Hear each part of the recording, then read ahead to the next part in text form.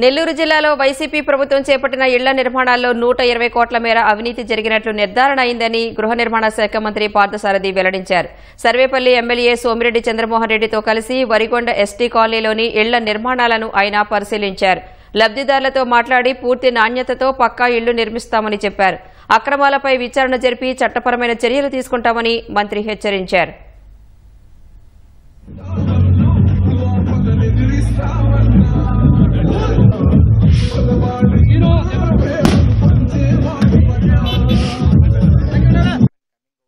కొన్ని ఇళ్లు పూర్తిగా నాసిరకంగా ఈ నిర్మాణంలో అవినీతి క్వాలిటీలో మెటీరియల్ వాడుకోకుండా చేశారో వాళ్ళ మీద వెంటనే నోటీసులు ఇచ్చి ఆల్రెడీ చర్యలు తీసుకుంటాం ప్రారంభించాం. కొన్ని సంస్థల మీద కోర్టులో కూడా కేసులు వేయడం జరిగింది. ఇప్పుడు ఈ ప్రాంతంలో చేసిన కాంట్రాక్టుల మీద వెంటనే చర్యలు తీసుకోబడతాయని చెప్పేసి మనం చేస్తాను.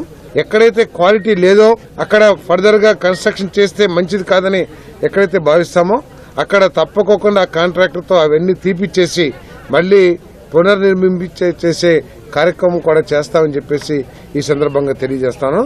ఇల్లు కనీసం ₹1 కూడా ఖర్చు పెట్టుకోకుండా కొన్ని వేల రూపాయలు లబ్దిదారుడు అకౌంట్ కి ప్రభుత్వం వేస్తే ఇల్లు కట్టుకోవడానికి ఆ డబ్బుల్ని అబద్దం చెప్పి మేము కట్టాము ఇక్కడ దాకా కట్టాము అని చెప్పేసి డబ్బులు తీసుకోవటం ఇంతకంటే కూడా నీచమైన చర్య ఇంకోటి ఉండదని చెప్పేసి ఈ సందర్భంగా నేను తెలియజేస్తా ఉన్నా. నేను శాశ్వతంగా పేదోళ్ళ ఇంట్లో నిల్వ నీడ లేకుండా చేసిన వాళ్ళు తీసుకొని వచ్చి పోలీసు కాలనీలో నిలబెట్టాలా అంటే ఏలు ముద్ర వేయించడం సంతకం తీసుకోవటం 70,000 ఎత్తుకుపోయిన పెద్ద మనుషులు తీసుకొచ్చి లోపల పెట్టాలా. కాకానికి అవుతానండి ఆయన ఇల్లు ఎట్టు కట్టుకున్నాడు.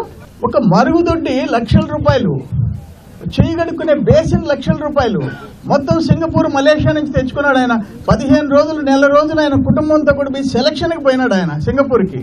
వీళ్ళు మాత్రం వీడు చావాలనా, ఆ ఇళ్లలో పడి చావాలనా, ఆ ఇంట్లో ఎట్ట బతకాలా, వాళ్ళ బిడ్డలు తల్లులు తండ్రులు ఎట్ట బతకాలా, ఎవడిచ్చాడు మీకు హక్కు దోపిడీ చేసేదానికి?